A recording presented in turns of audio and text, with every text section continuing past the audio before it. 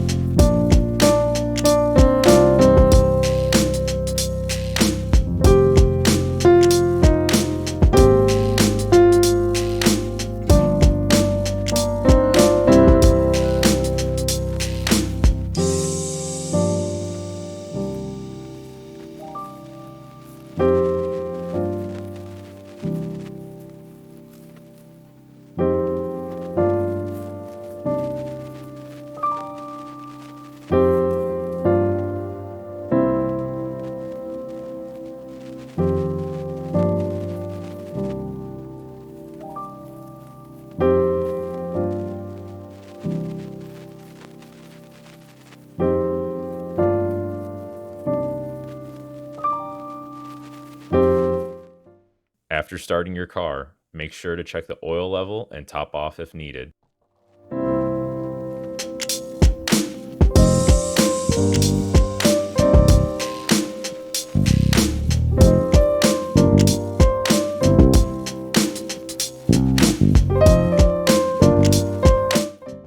Okay, so we're in the car now, and we're going to go ahead and reset the oil light. So we're going to pop the key in the ignition, turn it to the accessories.